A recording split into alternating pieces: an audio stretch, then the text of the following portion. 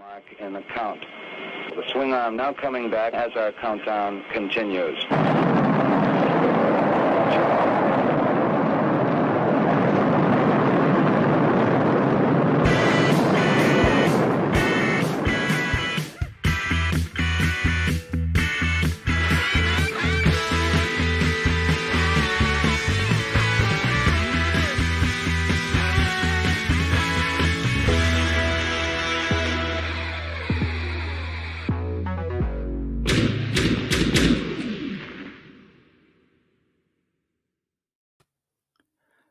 Good evening, everybody, and welcome to the Brick Something News, the needless ephemera we saw. And I'm joined this week by Cloud Foxwell. I just stumbled there. Is it by? Is it with? By, see this? I'm no longer an English teacher, but but Cloud's here with me. That's what I'll say. Hey, Cloud. Hi. Great to see you again. Likewise. We only got to chat like a tiny bit before, so we can do all the chat now. But I was just saying it's great to have you back. I'm slowly starting to bring people back, but there's just so many awesome people to see out there. Yeah, there really are. Yeah. But that said, if you're back, that means you're extra awesome. So, hey, Cloud, you're extra awesome. So I know you are, I've heard you're a Mythic Legions fan. No, I'm just kidding. You, for the last, I'd say year and a half, 2 years, we've been like on the same chats for sure, but then in the same discords. And I know you've been like an ultimate champion of all Mythic Legions, all things Mythic Legions. So it's been really cool to kind of just sort of watch you and kind of move alongside you into this whole little world. And you're going to be at LegionsCon. So you and you're going to be one of the many people that I see online that I'm finally going to get to meet in person. So finally, yeah. I'm super excited about it. Before we get started, we should say hello to everybody who is watching these two random people talk. So let's acknowledge and say hello to them. Dora Laxon is here. Gungala. Red 5, Red Exomac 5. What's up? Maybe an icon. That's great. Yeah, see? Thank you. Yes. For some reason, it's not, I always picture the episode when he's pregnant. Oh my God. If you know, you know. And Cloud is here. Adam, highly articulated here. He'll be there as well at LegionsCon as he was last year. Did you all get to meet last year by any chance at the Spiro table? Probably. Maybe briefly, very briefly. Yeah. Thanos is here. Thank you so much, Thanos, for helping with the links today. Joe Gonzalez, again, one of those folks who I'm excited to actually meet in person. Although we saw each other like ships in the night at the California meetup, the first one, and didn't really get to say hello because we were both being socially awkward, as we're wanted to do. That's most of us. Yes, which is kind of what I wanted to get your prep. How do you mentally prepare yourself for that kind of thing? Because like going into LegionsCon, it's like I am absolutely excited to see everyone, but there's always that moment of like awkward shyness that I can't help. I've told this story before that at both Mythic meetups here in the West Coast, I had to push myself and I was late both times because I was like, oh, am I gonna go? And then I got there, sat in my car for a little bit. I was like, no, let's just go. So, but those are tiny compared to this. So we'll see. I'll have folks around me, obviously, but we'll see. Larry's Geeky World is here. Hello. Ray. Hello. Great to see you. Solo Sinner. Hey, Solo, how's Yimbo's show going? Is it started yet? Sorry, we were joking earlier about how folks watch both at the same time. Yimbo, I love you, my public educator buddy. I said hi to Nolan. I think if I didn't, hello again, Nolan. I lose track if it's saying hello here or in other live streams. Josh Brown is here and will be there as well at LegionsCon. Carol is here. Carol's also been delving into Legions and is building up a collection this past year plus, I think. Let's see. Speaking moistly, saying good afternoon. I imagine we're like, moistly, good afternoon, or something like that. Hey, look at this guy. It's 1-6 Shooter, Trevor, your buddy. Neighborish, I guess. Neighborish, yes, very close. We'll be joined here next week by Trevor. Hope you remember, Trev. Okay, and then let's see. Oh man, this part of the job. JMac77. Yes, absolutely. Looking forward to seeing you and everybody else. Let's see. Josh Brown was there already, but hey, oops. Let's what is this? I need everyone to wear a shirt on the proper welcome acknowledgement they expect. Oh, okay. In real life, maybe name tags for that. We'll see. Oh, oops. Sorry. Yeah, no. Let me go ahead and find that link and post the link in the chat so you can hop over to Yimbo's. Payne's Toy Samples is here. What's up, Aaron? And hey, look, it's official. All right, cool. So as we were saying, LegionsCon. This is your second LegionsCon. Correct. But there's going to be some firsts for you. You're starting to tell me a little bit about that. Want to go and share that with the folks? So LegionsCon number 2. But this year I am an invited guest for Intern for a Day for Thursday. It's not the same as being an intern. They get all sorts of fun stuff, but I do get to go and hang out and see my friends. It's going to be excellent. We get to see everybody work, which I'm very intrigued by. They do like the live sculpting session. They do some photography stuff. I'm all for it. And then Friday, we get priority seating for G-Con. So if I want to go in and sit and watch the new reveal with all the other maniacs, I could do that. So very, very excited. Can I ask what your sort of previous tradition was? Do you have like are you in the living room watching on the TV for G-Cons, or what's been your way of enjoying G-Cons? So, I mean, I'm still very, very, very fresh to the line. For last year was Rising Suns, and we were in the hotel. Oh, no, hadn't gone to the hotel yet. So I literally just had it on my phone, sitting with my wife and her mom, just watching it on my phone. For the first Cosmic Legions Ox Crew reveal, I was actually with a friend who is not really a collector. He appreciates all this stuff. He's always looking at my collection when he comes by. But I was at his house and we threw it on the telly, and he was all about it. He thought it was so cool. So I don't really have any kind of, it's wherever I am. If I can pull it up, I'll watch it. So it's going to be nice to be able to set aside, like, I know where I'm going to be. I'm going to get up. I'm going to get myself cleaned up and get into this room with a bunch of other people.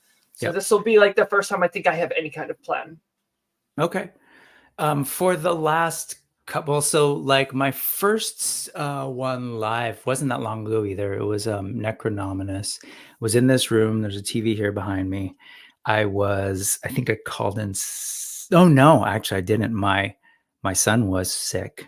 So I was home and they were sleeping and I was here and being too loud because things would pop up and I was like, what is that? Eventually he was like, what's going on oh, I'm sorry. Come here, look at these skeleton monsters. So that was that first year. Then after that, since, with the channel, I was like, this is like, I'm just going to sit here and watch and like react. It'd be funner to react with other people and maybe do it as a stream. So I had other people, as myself and Ed, Action Figs, and then eventually Oz joined us for future ones, whether it was, as you mentioned, the Cosmic Legions ones or the G-Con Mythic Legions wave reveals.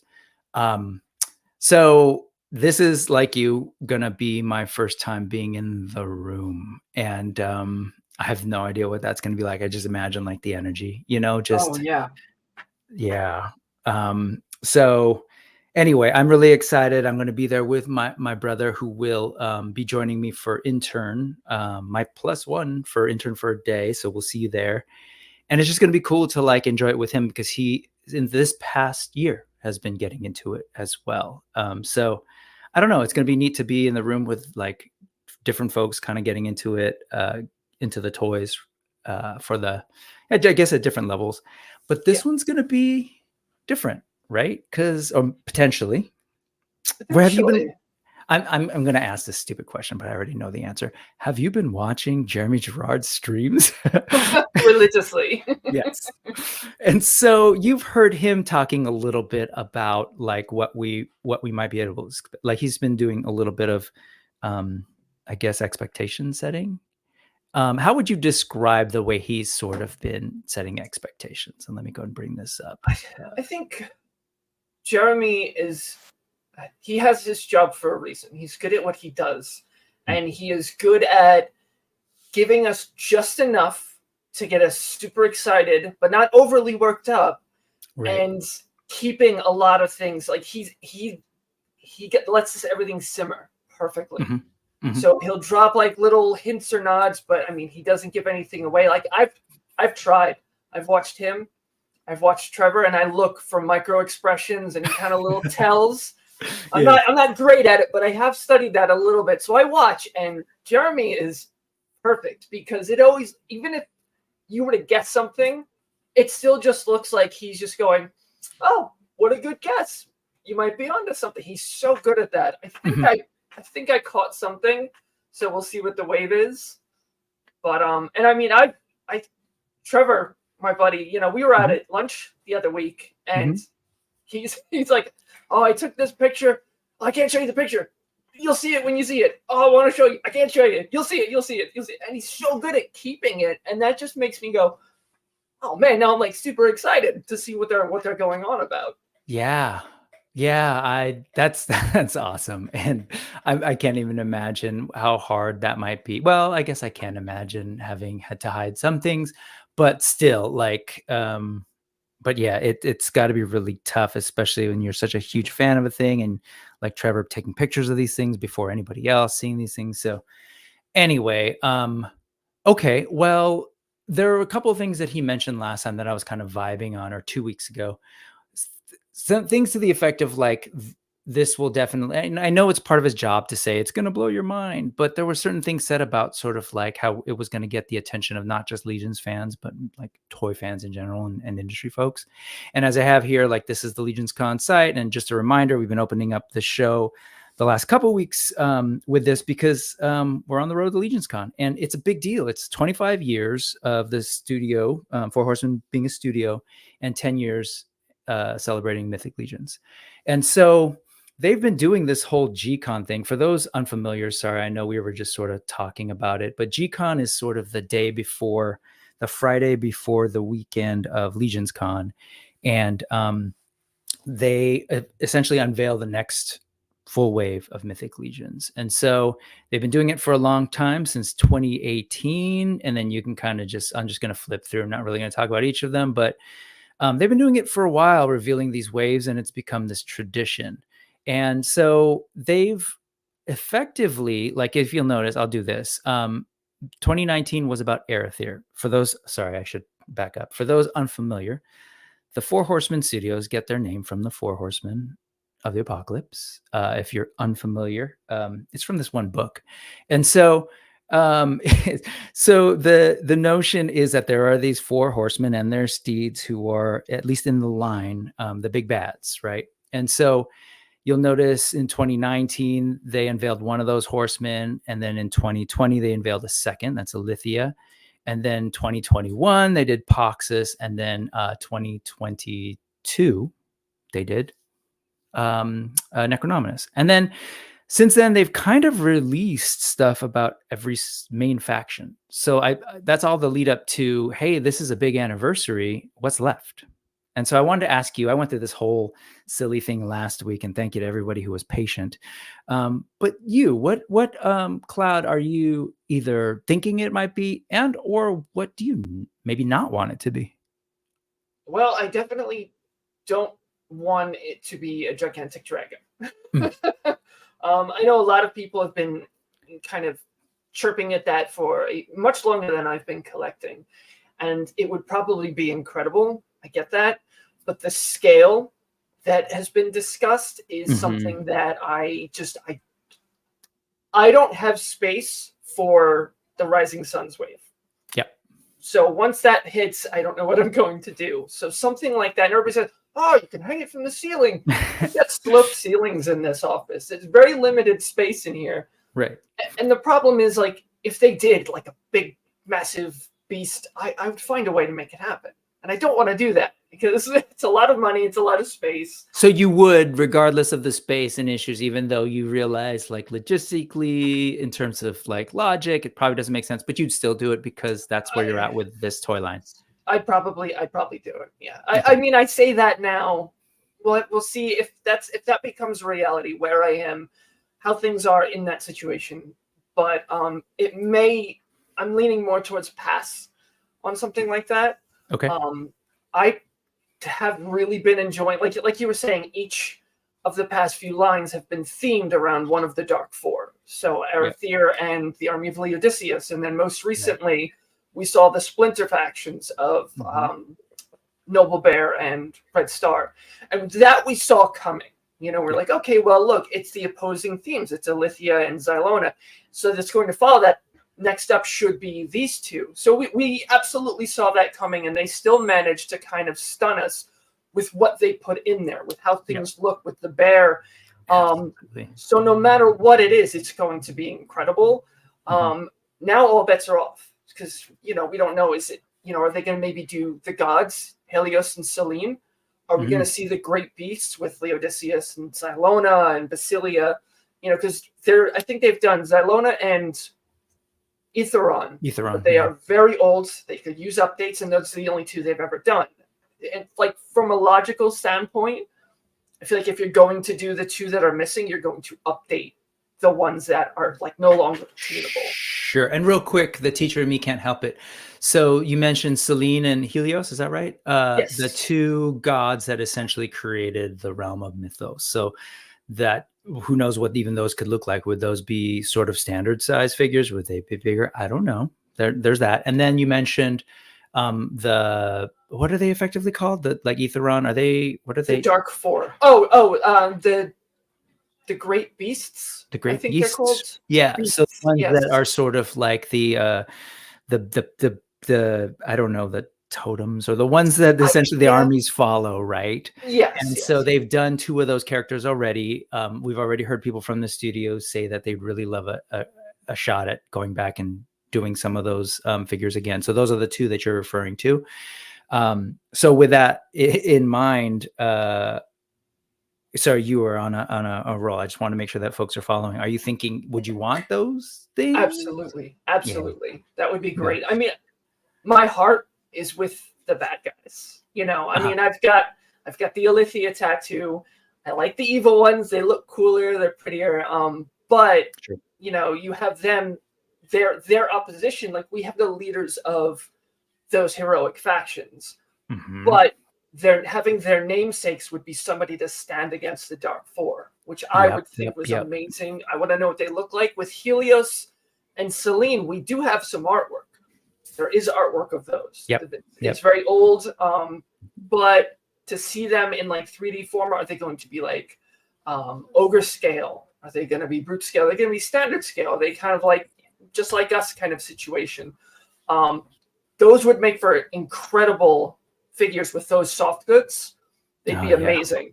But, you know, to have somebody like, you know, like this top tier kind of god character, of course, would be incredible. But then to have somebody just underneath that who would stand against the Dark Four, who started these factions, I think would be awesome. I'm all for it. Is this what we're getting? I don't know. I feel like to do the gods like this on an anniversary would be a perfect opportunity to do it. Makes sense. I don't know. I like the last like mini wave we got, the Ashes of Agbendor wave, where it was a little bit of everything. I'd love to see something else like that. If they're not going to do the gods, they're not going to do the great beasts. A little bit, you know, give me a new vampire, please. I'll always take new vampires. People are loving. J-Mac loves the logic that you're bringing and wants to see this happen. And Trevor did say that it was the four horsemen that I was mentioning were the Datic Four, but to be clear, that was a typo. Fair enough. I mean, Adam wasn't sure, and Josh Brown has his own names. To your point, no matter what they do, it's going to be amazing. If you know what the studio's done, if you're familiar with the work, you know, like everything is like top quality, some of the best stuff on the market. So Joe is down for a Eric Treadaway design toilet seat, and he'd go all in with doubles. He'd army build that toilet seat. I know he would. Okay, so then so potentially maybe these two, and then as you said, I don't know if yeah, here you are. So here is the old sketches for on the left you see one of the Dark Four, Arethyr, and then on the right this is one of the I don't know what they're called. What are the Great Beasts? I think that's what it's called. Yeah. So Xylona, who are championed by Xylona's flock, and then there are others, but not art. So you would also, I'm assuming, after these two potential gods, you're also thinking maybe these four. Yeah, How would you like to see those? Should they be again in scale with a standard fig like that original Aetheron was, or should we see something bigger? I think bigger. I know Xylona, she was a standard 2.0. Mm-hmm. There's your opportunity to do a brute scale female body with her, and then do that. So you want them to kind of stand out. They don't need to be like massive, but you want them to be like a head above everybody else. It's like, look at this majestic beast. I feel like brute scale would be really, really good for those.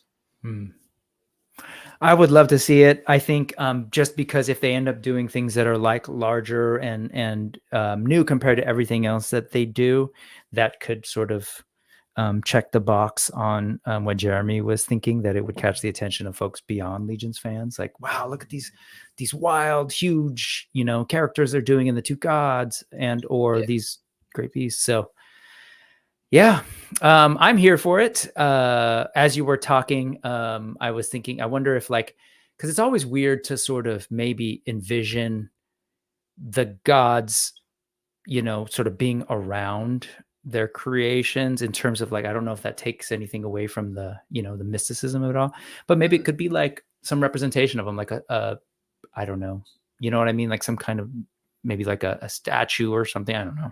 Maybe that's not that fun. Yeah, like people want diorama pieces. There you go. You have this big idol of Helios that Arethyr and those guys kind of worship. That would work, absolutely. Yeah, what's going on that last week, but we've seen them exploring like accessories and little bits that aren't figures lately. So, and my head's still stuck on that vehicle that they made for the last Cosmic Legions photos. So I cannot wait to see that. Anyway, so Trevor will also be doing toilet seats, so that's cool. So eat your stuff out of the lunchbox and then go visit his toilet seats. Cool. And be gentle with the like button, but if you're like Rocco, I guess you just smash it as well. Other folks, please give us a version 2 of Aetheron. Yeah, I'm for that too. I love creatures and I love the idea of these great beasts. I love the idea of them being larger somehow. I guess that's in my brain. Maybe like the beasts are even larger than what we're used to. Maybe even the size of a troll somehow, or between a troll and an ogre. And then the gods, I'm thinking maybe are just present, but not actual figures still. Maybe that's us. We cosplay and we play with our figures. There you go. It's like it should be a costume. Yeah. Cool. I love your thoughts on that. Let's shift a little bit to let's look at your Instagram from last year. And I just kind of want to hear a little bit about your experience last year, it being your first time, because it's going to be my first time. There's the tattoo, by the way. Did you have that like right before the show, or had it been a while before the show? No, it had just been about 4 weeks, I think. So still very fresh. Like it was healed, but it was just healed. And so that is a Lithia. You're real clear about where your loyalties lie. That's right. And then you were able to show this to the folks, the studio folks, right? Yep. I kept it a secret, actually. Mm-hmm. I don't know I think I may have told Trevor in passing that I was doing it, but I was trying to keep it covered because I wanted to show the studio first. And I showed up in my Legends and Liquor tank top from the Dan Who stream, and I had cut it so it's like a belly shirt. So I couldn't take my hoodie off because it was like right there. It's up. You can see it's big on the side. So I had to keep my hoodie on. I was getting a little warm in the hotel.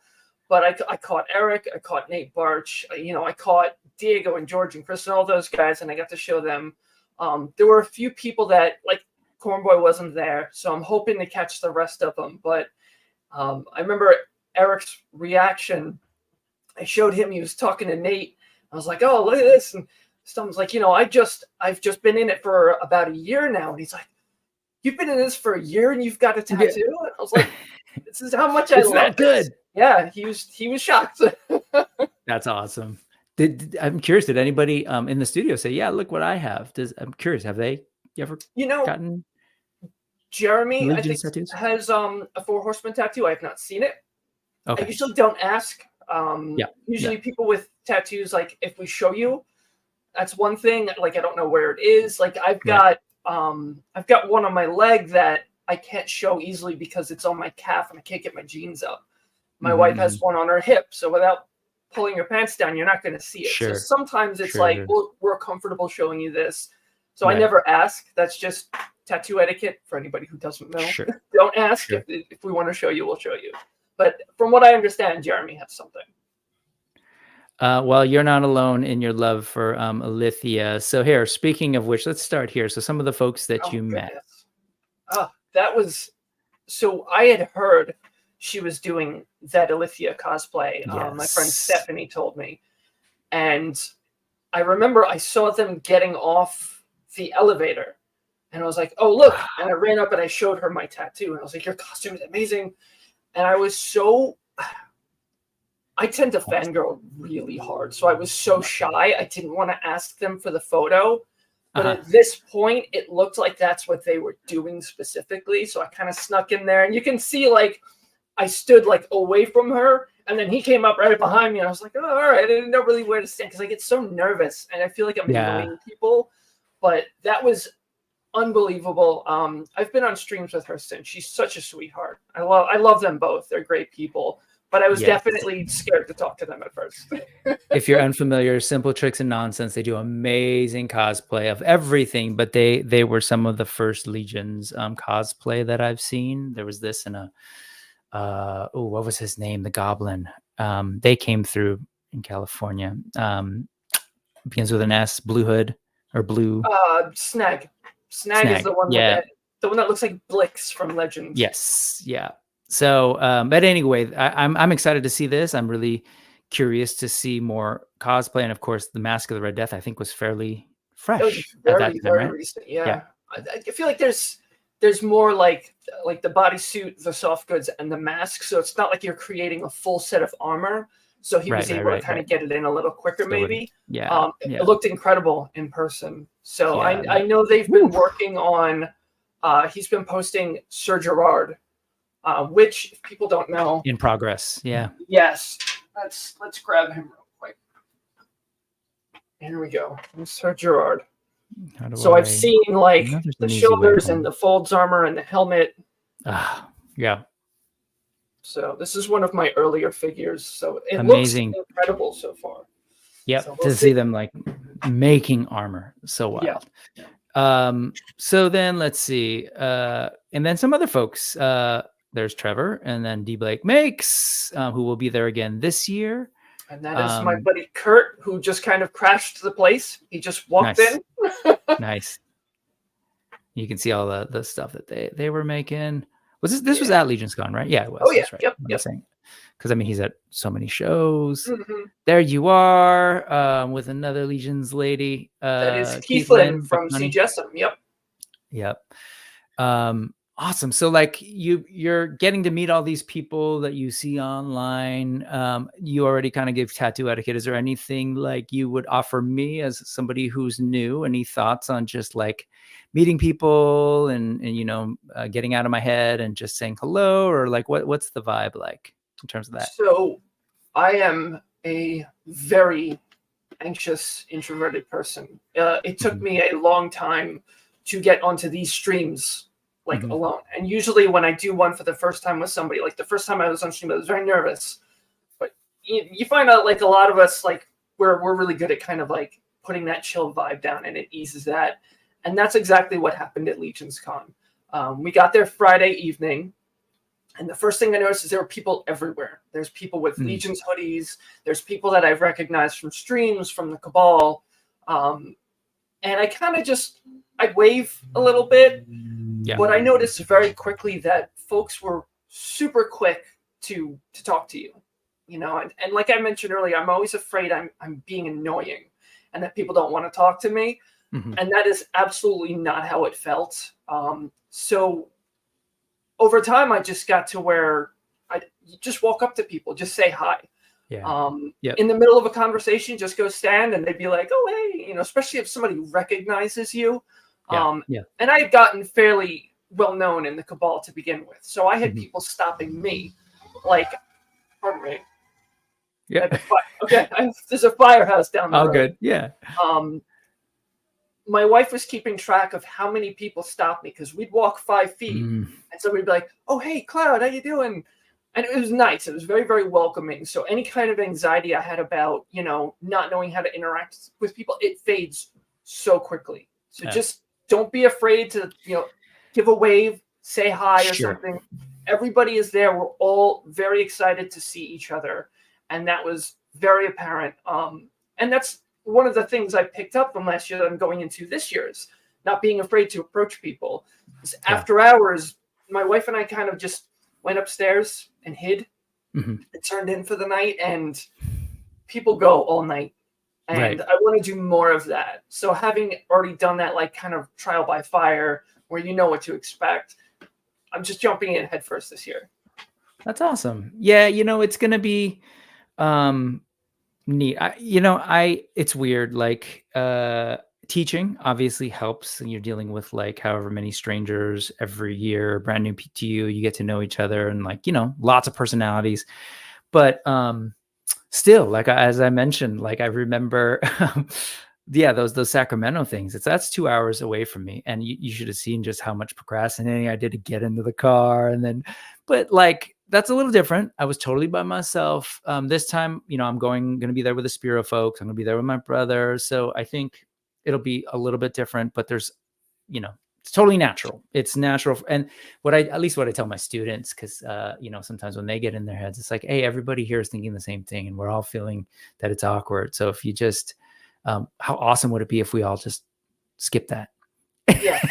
And I think that's what you're saying, people saying hello. And I think that's people's way of trying to do that. And so, anyway, I'm looking forward to it regardless. And so, you saw this, so you weren't. Okay, yeah, unfortunately, I was not. I did want to go.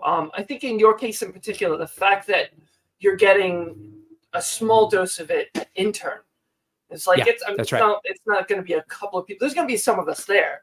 So there, it's a bit more intimate. You're going to get that like, oh, hey, you know, I know you, and you get to meet everybody and talk for a bit. So you're going to be able to carry that right into the hotel. So you got like a bit of a kickstart doing that. That's true. You're 100% right. And plus it's like, there's an agenda. It's like, okay, we got to go and do this. So it's like, anyway, it's totally just, and I love talking about this because it's absolutely normal. People feeling this way. And I think it's great. This is your wife, by the way, and your wife will be there as well. I'm sorry to keep calling her your wife. Do you share her name on streams or no? Oh yeah. Her name is Kessie, Kesi. Okay. Yes, Kessie will be there with me. People know her. I talk about her a lot. It's fine. Nice. Originally, I was going to go to intern on my own, but then that would involve driving an hour north, going to the intern, driving an hour south, getting her, driving an hour north to go check into the hotel, which is one of the reasons I'm trying to get us in Wednesday night if possible. But gotcha. She agreed to go with me. I hope she sticks with it. So we will leave her mother's house that morning. We will drive up. We will do the intern thing. And then we can just go down the road to the hotel. But she is very, very excited to put together one of those green nights. I showed her those and she was just like, oh my God, it's beautiful. And she doesn't care about this at all. You know, I can hear her rolling her eyes when I talk about it. But she has purple ore because it was a purple cat and teal armor. And she saw those green nights and she's like, I need one of those. Love it. The idea of having her there to do it herself is actually really nice. That's really cool. And are you going to be able to do it at intern with us? Yes. Awesome. The armory experience. Yep. We will get the chance to do that, which is nice because I don't know if I could manage getting up and waiting in line because I don't have the best back. So this way I get mine out of the way, and then my spot can go to somebody else who doesn't get to do it. I'm doing my one and I'm stepping aside. So last year, it looks like you met people and then you're also kind of going around taking pictures, but like not a whole lot. Would you say that you ended up like putting down the camera and just enjoying, or what's that like? And I'm sure you'll understand this because we're in like the same age bracket. Still not used to having a camera all the time. So for me, it's be in the moment, just go and witness and experience and, don't have your phone out. But then on the other side of that, it was, I think, Sunday, I ended up taking most of my photos of like the display, like the Spiro table, the customs. I was like, I need to take pictures. I want pictures. You have a camera, you idiot. Take pictures. So a lot of the displays were done at night, like the Rising Suns display, the Cosmic display. Those were all taken at night when there wasn't a lot going on. But on the last day, I went and took pictures of all sorts of stuff. I don't think I uploaded all of them, but I learned. So this year, I will try to have my camera ready. I took like no selfies with anybody. I was asked to be in a couple, and then that was really it. You're hoping to change that, I'm assuming? Yeah. Awesome. Well, cool. Looking forward to the selfie. All right, let's see. So this is the floor plan. The last couple of weeks, I've been talking with different folks who are going and just kind of slowly trying to like get through what's going to be there. And I asked you about some things and you shared some. And one of the first things you said right off the bat is Steph DeLatour stuff, DTOUR Customs. So this is sort of his, he put this out a while back as he was doing conventions and sort of like, this is his 2024 table essentially. So it'll look a little bit like this and then some. So are these catapults or trebuchets? That is a catapult. I'm pretty sure a trebuchet has a counterweight. So it does look on the other end, on the arm. Yeah. Got it. So I know they had these last year. It looks like there's still some around, but if you're not familiar with Steph's work, does some amazing stuff. Rocco's in the chat actually. And so Rocco went to, I think it was at Jersey. That's right. It was at the Jersey, what's it called? Was it Toy-Con? Toy-Con, New Jersey. Toy-Con. And picked up this from Steph and put this video together, sort of showcasing it on a bunch of different figures. But yeah, this thing looks amazing. And again, it's that whole notion of like this fan base not only wants figures, but wants to build the world around them. And it's neat to see talented folks like Steph creating the stuff, conceptualizing, manufacturing it, putting on lights. He's got some stuff in the works. I know he's been showing on a couple of streams. He's got like a ship that he's working on, like an airship, which is just bonkers to me. He is a talented individual. Those bikes, that's another good one. Sorry. When you said, I wasn't sure if you said ship, like boat ship or airship. Let's do the spaceship one, then we'll get to the boat after. So yeah, the cycle is might have to be a purchase for me. I don't really do a lot of like hands-on customizing. I had somebody in the cabal give me some 3D parts, some weapons, a couple of heads, and it's one of those things that I'm like, I need to try this. I've got paints, I've got brushes, and I just never sit and actually do it. The most I've had, I think last year, Joe Vasapolo came up to me and he had it's just like a paint pen, and he was telling me, you basically, it's got this fine point and you just kind of hit highlights with it. It's a little tiny. Okay. Yeah. I did that on one of my customs. He had like Legion Builder pauldrons and I hit him with silver, all the little details, and it's such a difference. So that kind of got me wanting to do this, but I feel like a big project like that, it's a little intimidating. So I don't know. So apparently Steph got Rocco into Legions, which is awesome. And he's saying that this ship, Steph is saying, is going to be $50, which is wild. For some reason, the video is not working with me. I think I have way too many tabs open. Maybe. But absolutely, this thing looks really cool. It's like a cool, and I shared it before on the stream, but just so cool to see people kind of conceptualize what some of these things might look like in this world. Yeah. So, snap. So then we have this past week on Mythic Conversation, Steph was on. I thought I had this ready to go as a clip, but apparently not. But there was, as you mentioned, this. There it is. Oh my goodness. What are we looking at here, Cloud? So he showed this to Trevor and I, because he's one of my Long Island buddies as well, Steph. We all went out for lunch and we were talking about the convention, and he showed us pictures of this, and just absolutely insane. It is going to be like a full-on airship.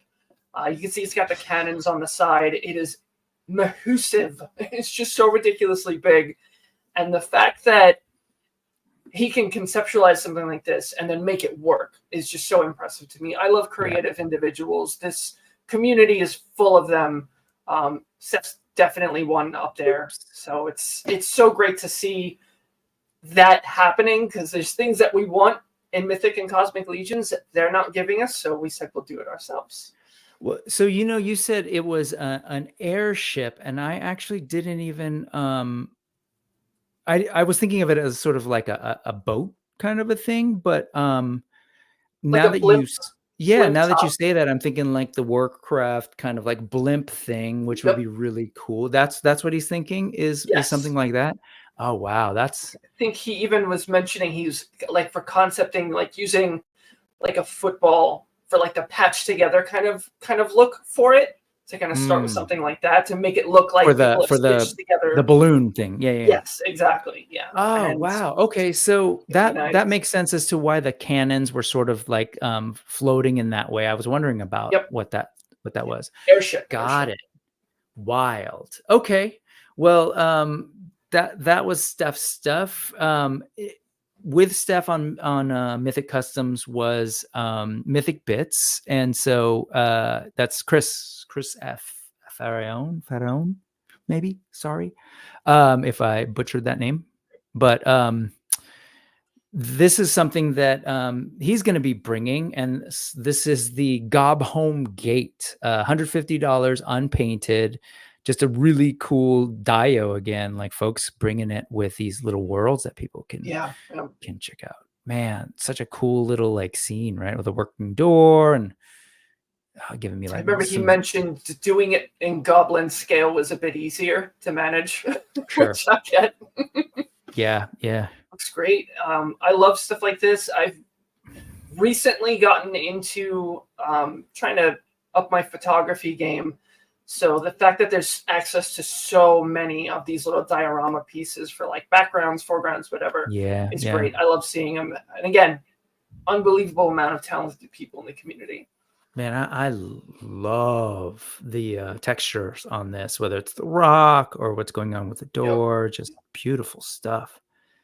Let's see. And then some customs that he's been posting that he'll have there as well. I love this character. What is it? Isar Kilden, a quarter giant, frost giant. I just, I love to see how people put out these parts that, many people use, but just like Mythic Legions doing their parts reuse, the painting and the treatment and the combination of parts really just sort of brings these characters to life and create these, wholly unique things. Love the use of fur and soft goods and that timber. Yeah. gorgeous reuse of that Joe timber. Just a couple of other things. Do you know have you seen what this head is anywhere else? I didn't know if this was like an actual part that was created or like took the hair from something else. So the head itself kind of looks like Thrace or something. Like it looks like it may be an actual like proper mythic head. That's what I was thinking. But then the hair it kind of reminds me of Marvel Legends. I feel like I've got something on the shelf that looks similar to that, but I cannot be. I'm not positive. It looks fantastic though. My goodness. Oh, here you go. Yeah. Yep. That totally makes sense. You're right on the Legends. That's the new larger She-Hulk, which makes sense because of the size of Yeah, she's a larger figure, She's but that much looks, more in scale with the 2.0 figures. Yeah. dude, that's some straight up Art Adams hair.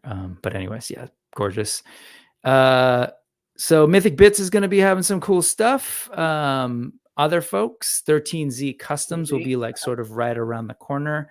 I love this because there are a lot of, in fact, I think Steph was saying that about his ship. He's like, I'm seeing a lot of people using the Marley coat, and then now people are using the creature coat to kind of create these pirate type things. So nice to see this use here for this ghoul pirate.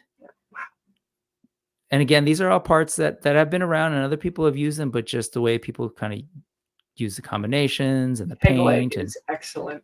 yes. Look at that. That's fantastic. And it actually is like a peg leg that makes sense to me. I've always wondered about those little tiny ones. Look at that. And the texture on this, bringing it out with that brown is so good. And just looks perfect with that, factory painted creature coat. I love how when somebody will see something from, and I can do this to an extent, but people will see a figure reveal and they see it for what it is. And I know Emo does this, or he looks at the figure and he goes, this is cool, this is great. And then you start seeing things in it. You're like, well, what if I use that for this? And this coat would go here and these legs would go for that. And I have that to an extent, but I don't really do the customizing. So it's like I like to appreciate them as they are, but you can see it. What I'll do is I start seeing photos. Like I had an idea very, very recently that I have to wait for because I need the new scapular. I was just on the website. I am a massive nerd when it comes to stuff. And I just sit on the Source Horseman website and just read. Yeah. And scapular used to be part of Necronominus, like all the other skeletons. Necronominus magic brought him to life. So my head went, well, what if Necronominus took his magic back?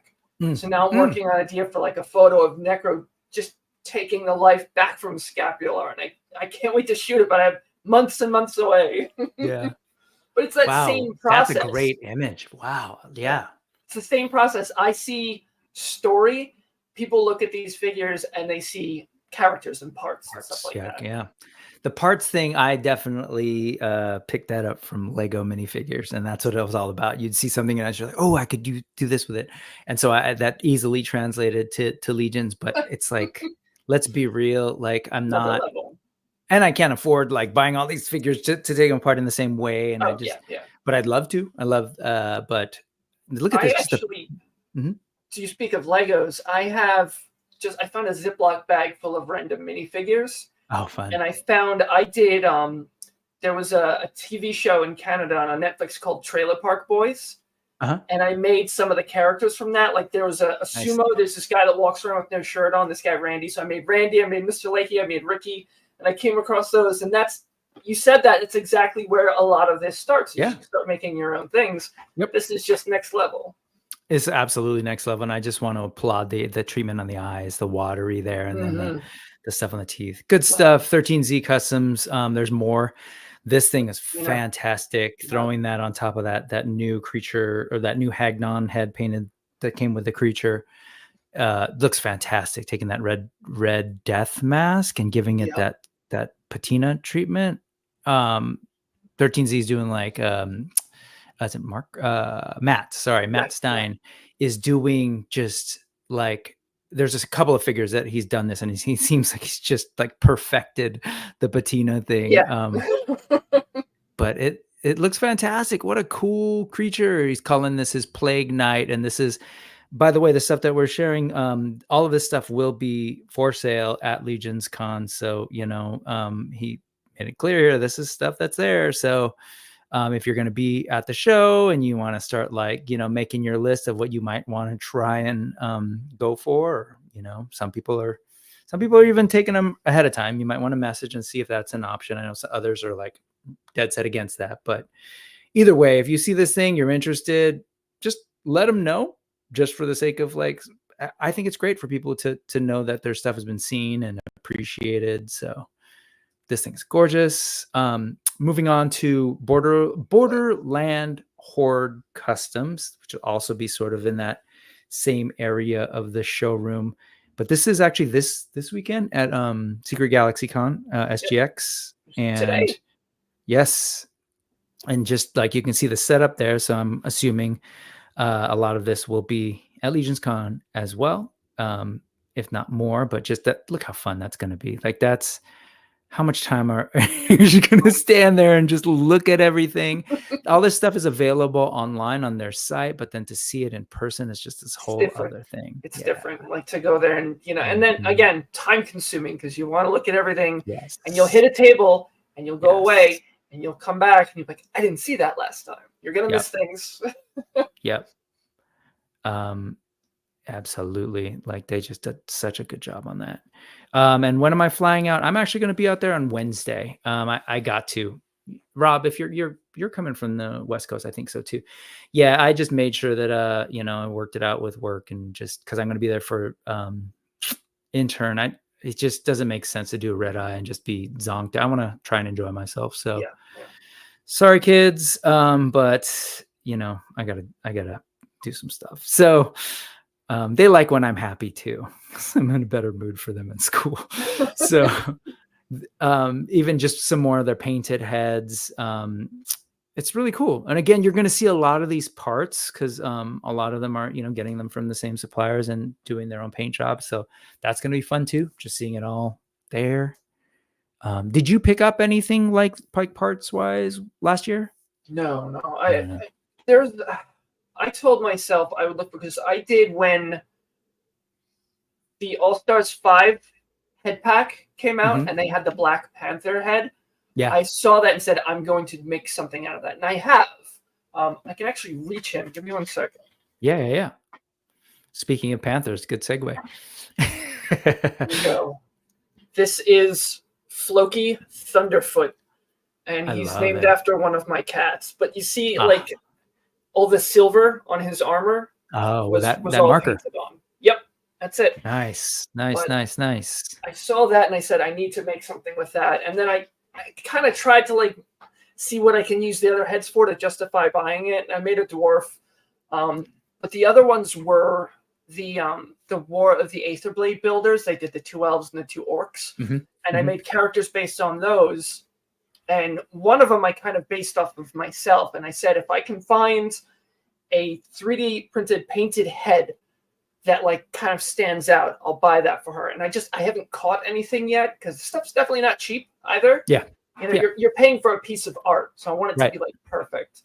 Right. So I tried to be good last year. I'm going to try to be better this year because I still dropped a lot of money. We have a specific pocket set aside. But it's one of those things, like something really has to catch me to be like, I need that in my life. Yeah, the discipline is going to be helpful. But yeah, because there's going to be so much. Like this stuff. This is again still the Borderland folks, but they have this all like this is all available now on their site. But it's kind of cool that they're doing these. This is N.E.W.S of Moonshadow, and you can see it. Where is it? I think the different heads too. Oh, you know what? I don't have their site. I'll find that, but I'll get to it in a second. I'll search for it. But here's even more. This is the Wolf Fenrir of Hollow Hall, and you kind of see like, yeah, these things are amazing. Wow. Great little sculpts, and there's like a ton of parts basically. And there you go. Look at that. That's great looking. That's decent size too. Wow. Yeah. And so here it is on the site. So you can kind of see, like, speaking of price, the head is 15, the head armored is 15, all these different parts. Oh, that's cool. Yeah, you can kind of see it all there, and the full kit, $80 for the whole thing. It's not bad. Again, not bad at all. Of course, you gotta, you know, as you say, like, you gotta be into the painting or have somebody working on it for you. But like, you know, if you do it right, you buy this thing, and like that's hopefully that takes up time, and maybe that can be like, yeah, I'm gonna spend so much time making this thing, and it's hopefully keeps you from buying other things. But I think it's really great. And let me, while I'm here, let's see if I can get to N.E.W.S, because there it is. And you can kind of see N.E.W.S is also 70 for everything, including like the swords on the back and everything. So it's really, I feel like the painting is what pulls the price up, because it's, you know, the cost of the materials, but then the time that goes into it. Yes, you're paying somebody for their talent. Yep. And so anyway, I think this stuff is awesome. The boars, I'm a sucker for critters. So, you know, I think this stuff is really cool that people really love that people are doing them specifically like with the Legions sort of world and sizing in mind. This stuff is just really cool. Yeah. And again, this is the boar, Bill the Boar, available on their site. Well, you know, I should have said that. And yeah, that's right. I'm forgetting how this whole show works. There's going to be a URL that's going to pop up on the bottom. I usually say that in the beginning, but then there's that QR code. So after the live stream, all of this stuff, all these things that we're showing you, I'll give you the link so that you can go and check these folks out and follow folks on Instagram and check out their site because they do great work. And at least like give them your eyeballs, give them your time. And if you're watching live, Thanos has been awesome about dropping those in the live chat. So, and we are doing well. I know you know this person who was here on the channel not too long ago. So is it right that was your first time seeing each other last year? The first time in a long while? 26 years. Oh my God. We met when we were like 14 in Somerville, South Carolina. I spent a few months in Louisiana living with him and his family. And then I moved up to New York and we didn't have internet and cell phones. And I lost touch with so many people and we reconnected. And then we got to see each other for the first time in 26 years last year.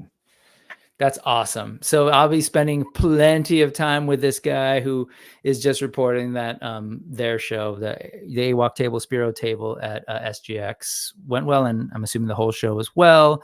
What's up, Hedgehog? Jonathan, Hedgehog Action is here. Great to see you. You come up later. My Mezco mule, but I'll save that for later. And Rob says that they sent out 5 of their head sculpts to him and, you know, first person testimony saying it's great, but also that the stuff that they sent him weren't even like the higher end head sculpts. So man, I can't wait to see all this stuff. But let's move on. Josh Brown was here a couple weeks back, but he just put this up. Was it today? Yeah, just today. And I was just like, you know, this triggered me sending him this really like long comment here, but just like, I love that. I want to see more of this. I want to see just like those creatures. I want to see customizers like using the platform that the 4 Horsemen have made with like the ports and those back pegs for like wings and stuff, and just giving us stuff that could like really like take these characters to this whole other place. So this whole idea of making like a full-on accessory jetpack that slots right into that back port, I think is so cool. This was a collab with NYC Figure Fanatic. It's so cool to see this thing like full-on like play features too. It's so the cool. Creativity, it's so good that with the blast effects and everything. I love it. I love to see it. Like there was, oh my gosh, I'm forgetting names. Sorry, but there was somebody else doing like the visionary style chest plates with the animals in. Yes. I have seen those. Yeah. Yeah. Just like, it's cool. And that excites me. I think we're seeing more and more of that. People are like, yeah, that's great. We could do weapons. We could do heads, but what else could we do that would really give folks some cool options? So I love it. Love seeing this. Well done. Looking forward to meeting Josh in person as well, who'll be at the Deep Like Mix table. So anyway, so again, this is like, I think I just saw it this morning, but I shared some of Michael's stuff, insightful imagery last week, but then like it just keeps coming in terms of like, oh yeah, by the way, I'm going to have this and I'm going to have this and I'm going to have this. So this might be one of those things that I might want to pick up, but it's just such a cool prop. So these sort of like torture cage type things, I don't know what that says about me, but this is the one that actually caught my eye. The whole like hanging thing. It's like, oh, I could totally see it right in the world. And so can Michael, because he's like, he creates these things so that he can do his awesome photography. He's like, oh, I can see it too. Outstanding. Right? With the cobweb treatment and everything. So good. And then his, again, another shot.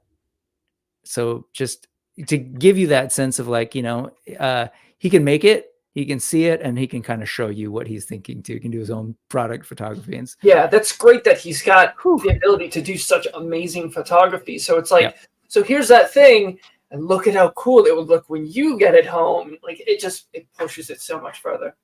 Yeah. Oh my gosh. And then, it's like the man has a lot of talent, and this video is just going to keep going, but you can kind of see like the reference shot that he found online.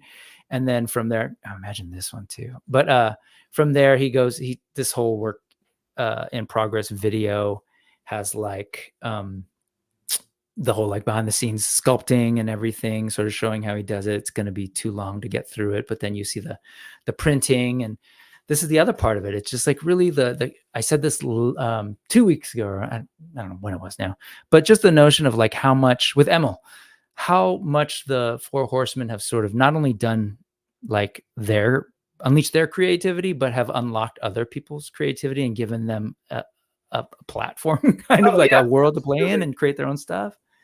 And it's so many different levels. Like I'm not a sculptor. I'm not a painter. I'd love to learn. What is it called? ZBrush.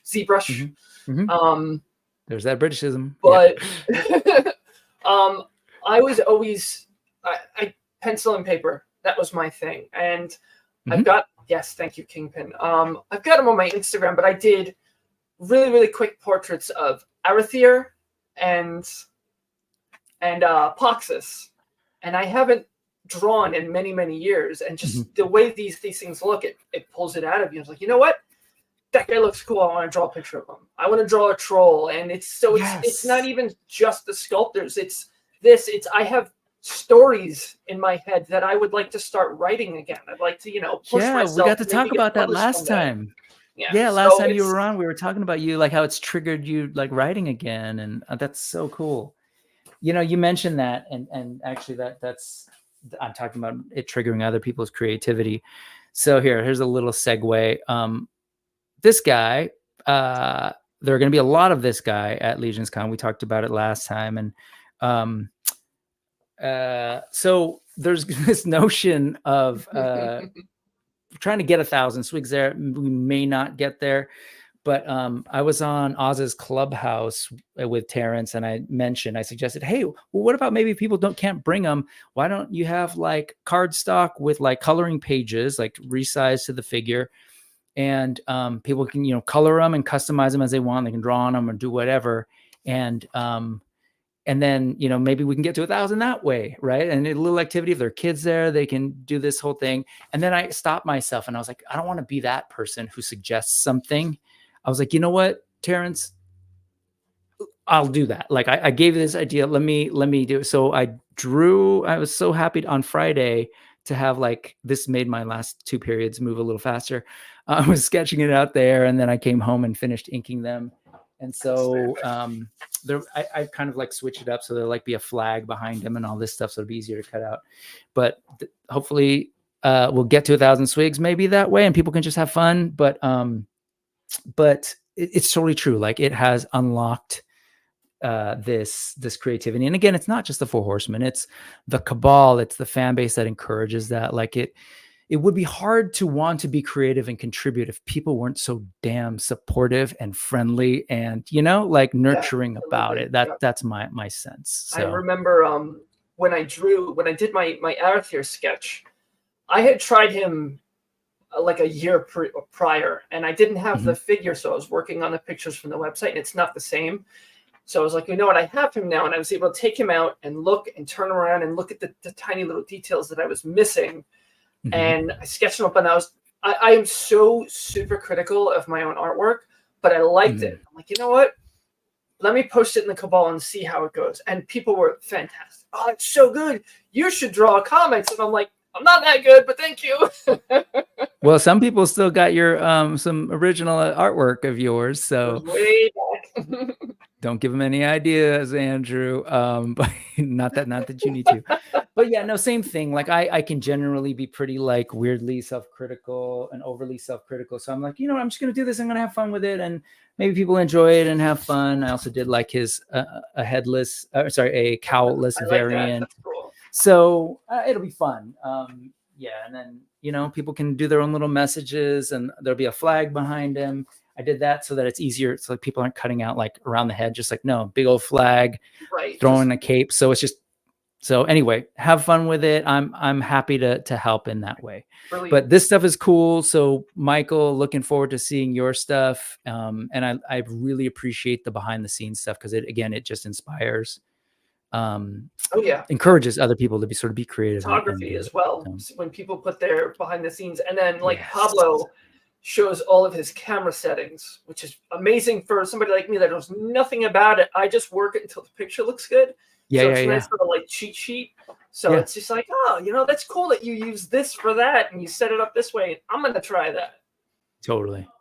It's like, there's the aperture. Speaking of photographers, this guy, Trevor, 1/6 shooter, the photographer at the studio, but also he does toy photography for a bunch of different folks, including AWOC, feels like everybody these days, which is awesome.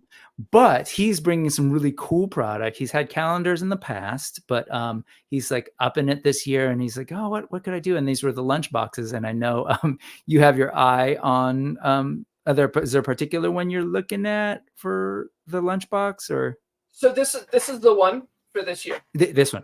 Yeah. So is he only doing the one design? Oh, I totally didn't realize that. He said he was looking into Mythic at some point. I see. More than everything. This is like a test run. Let's see how these go. And apparently they've been doing pretty well. So yeah, that's one side with that's what it was, a front and back. Exactly. Yes. Got it. So those two on one side and the group shot. Coincidentally, the other picture of the Grave Ring crew, this is one of my favorite photos by him. And on this year's calendar, it was the picture for May, which is where my birthday is. So for my birthday all month, I got to look at one of my favorite drawings. Ziri is my favorite character. Was hoping to have this year. It just didn't work out, but I do want to get the Grave Ring logo tattooed on the inside of my arm. So I'll have my favorite Cosmic faction and my favorite Mythic faction. Just didn't work out, so maybe next year. Oh, that's hot. I love this too, seeing them popping out. So great. But yeah, and as I mentioned before, I'll be hanging out with this guy next week, which is going to be awesome. So come back here Sunday, 3:45.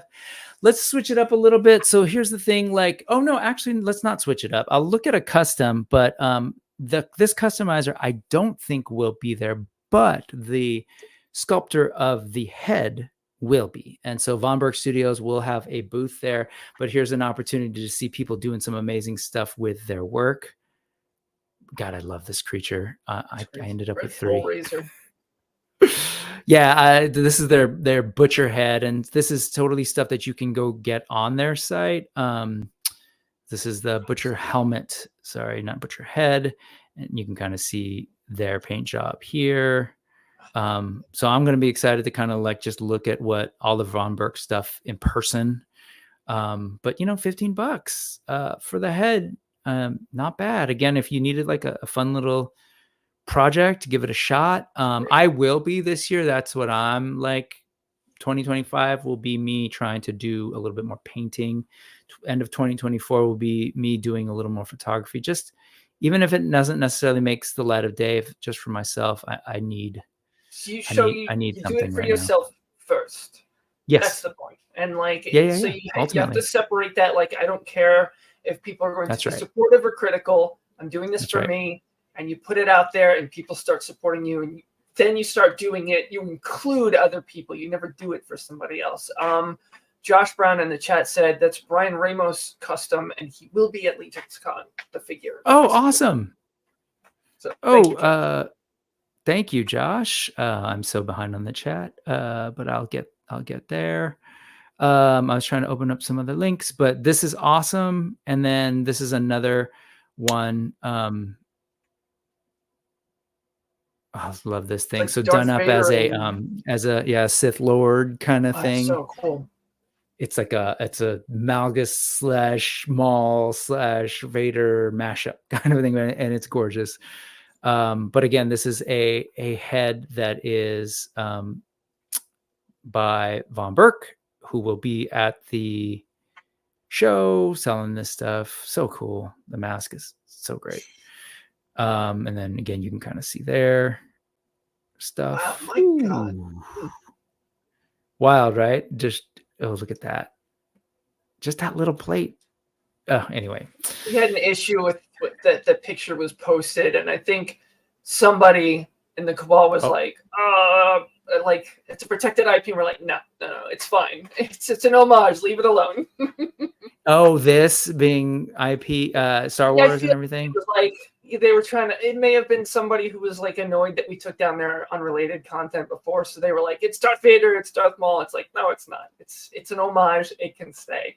But that's the first time I saw that was somebody was trying to be a jerk about it. And I was like, that's too beautiful to take down. I'm sorry.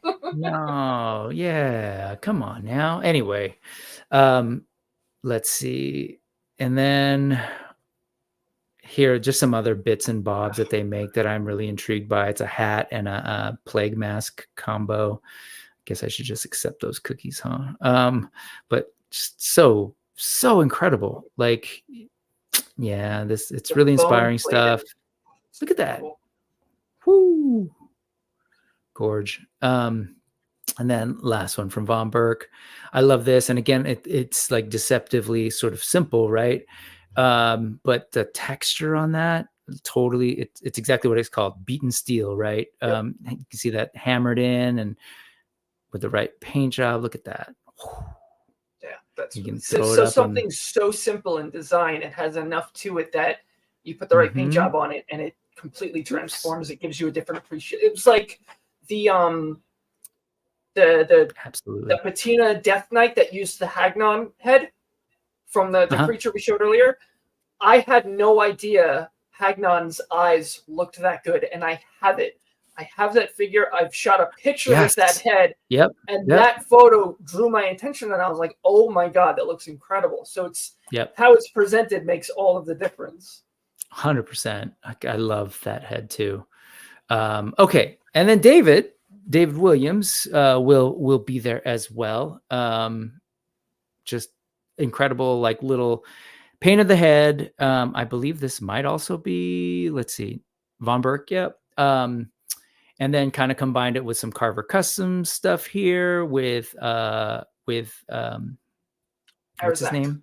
Arazak, just to make this cool, Slaytanic, goat-headed sorcerer guy. David's stuff is awesome. He was out here for that the first Mythic meetup, and it was awesome to meet him, and I can't wait to see him again. Super positive, talented tattoo artist. His customs are so good that the Horsemen are making one. Right. The Buzz Off tribute, 100%. Oh, this is not even the one I meant. This is a double. Got to fix those links. I wanted to show this guy, the Ricky Rat. Because again, I love his approach to customs, whether they're tribute figures or just these other ones. He's kind of just got a different eye for it, not necessarily looking to make things like that could necessarily only slot into like the mythos world, but just some fun stuff. Like I love this head. Again, obviously created by talented folks, and then he just he does his paint job on them and gives it a body. Like this stuff is all just incredible. And then this, so he'll have shirts at LegionsCon, and this is his artwork, just absolutely gorgeous stuff. I will say, I love his line work. For everybody out there making shirts with your logos and your art on it, tank tops too. Tank tops. I love tank tops. I don't wear t-shirts often. I end up cutting them up and changing them. Tank tops. I want an Alithia tank top. I don't want a t-shirt. Fair enough. It's gorgeous, but yeah. This is great. And then maybe now just shifting a little bit to, these are folks, and if folks are, he will also be there. What am I saying? Bear will be there as well. Blaze will be there. Beautiful. And so this is the Legions lady sort of colorway, and I think it's so good. This will be there, and then there's some other things that he had on his page that I'm not 100% sure what all's going to be there. Some of them he like specifically said we'll have them there. I'm going to assume that a lot of this stuff will be there, and that he's just sort of like sharing it. But I love this. It reminds me of like, the colorway is very Mystique, but like spidery. Yeah. This is great. And then this thing, oof, the paint job on this.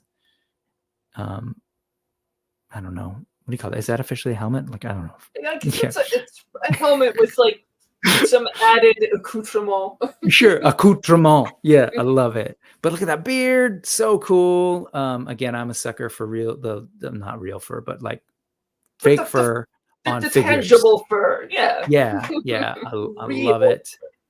And on a rock and roll all night. Yeah, totally. There's a copyright that'll get people, like those guys will protect this like nobody's business because they don't have enough money. But yeah, you go Kiss. This thing is rad. It's really and cool. Then full figure tribute. Yep. I remember Bo-Katan. seeing this one. Yeah. There you go with the plugins that we were talking about, making things like shields and swords. That is fantastic. Yes. Right? So good. Okay. So then there's going to be other people there. There's this company, Spiro, I think is what they're called. I'll be at the Spiro table with those folks. And if folks don't know, I do the Wednesday, AWOC Wednesday updates over on the Kickstarter. And I wanted to quickly share this and maybe tease it because we quickly just dropped this. And I know a lot of people were following this. Were you following the Kickstarter much at all when it was happening? Yes, I could not do much of anything, but I went for my cats. Yeah, so I went for Hannibal and Jessa. So I've been getting your emails, and this was unbelievable. Yes. So, this was the whole thing throughout was like the no sleep till Mamba, no sleep till we unlock it. And we ended up unlocking it after the Kickstarter ended, but in the backer kit. So yeah. And it's being made, and it's at Jason's house being painted. It's way more finished than this now, but this was literally, I think, Tuesday, and then got it Wednesday morning. And I got so busy at work, and I was like, oh no, forgot to do the Wednesday thing, and threw this in real quickly. There will definitely be more shown.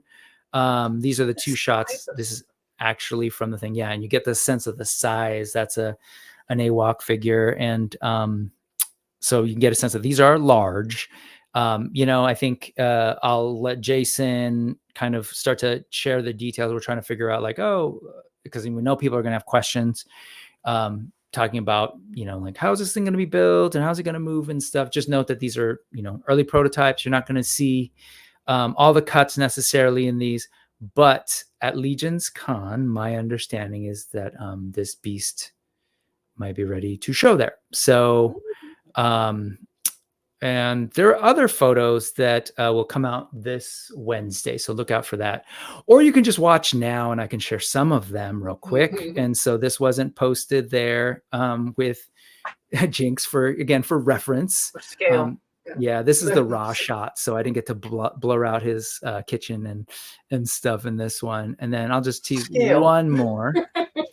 This is the first time folks are seeing the full the full build. So I like that big chunk on his right arm. That's really cool looking. Yes. So I'm really excited to see this, man. It's a whole other whole new scale. There are a lot of things that were unlocked in that Kickstarter. So again, I mentioned this with Emil that like Four Horsemen is like this has become this hub, right? Over the last 25 years of doing their work. Now they're inspiring other people to create toys and welcoming other folks to be at their con to show their wares.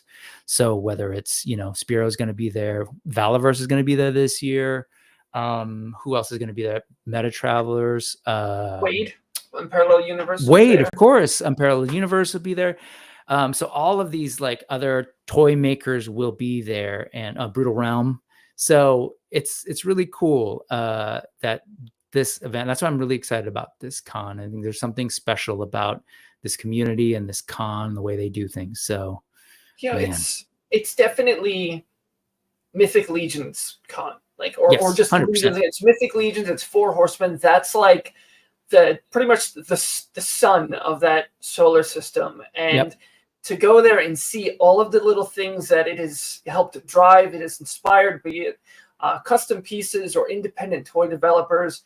It's unbelievable, and it was massive last year. And knowing that that main room is everything but the Horsemen, and then there's stuff outside of that, and the Horsemen have their own. It's going to be so big. It's just for anybody that's going for the first time, you're just going to be blown away, I'm sure. And I'm going to get it all over again. Yeah, there's like a whole little Glios sort of like section. Yeah, it's going to be amazing. I can't wait.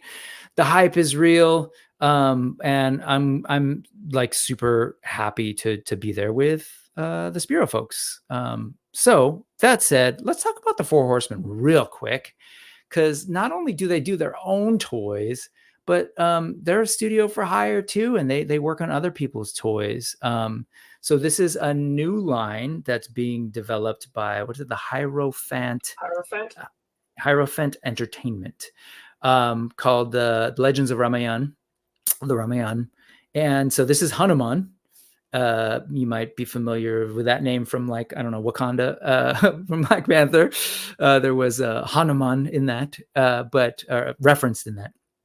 And so this is Indian culture, right? It is. This is coming out of India, Hindu tradition, just fantastic stuff.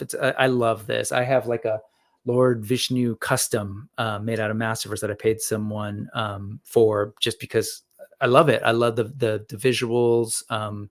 It's just really some gorgeous stuff, and like really, it's like, this is like superheroes before superheroes is the way I like to think of it. Like a lot of mythology, right? That's what it is. But the studio was hired to do this, right? And they posted this 3 days ago. It's really cool. Like, they do their own thing, but are just as excited by their ability to like use their creativity to create this stuff. And as they pointed out in their post here, that this stuff is available on BBTS. So this is the Hierophant Entertainment, and you can kind of see where they're going with this stuff. The Legends of the Ramayan. Love to see it. And then this is the BBTS order page. But I don't know. I think it's really cool. I love to see them, do their own thing, but also still be able to like flex their muscle on other things, and like, be able to like step out, be creative in other ways, and then come back and build their own lines. So it's cool stuff. They're good at what they do. Absolutely. And they've been doing it for 25 years. This is one of my favorite things that they've ever created for another company. And this is Super 7's Mumra. So this is all Four Horsemen's work.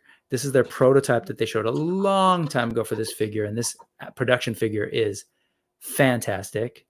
But folks have been paying attention. It's not just Four Horsemen's 25th anniversary, but it's also Big Bad Toy Store's anniversary.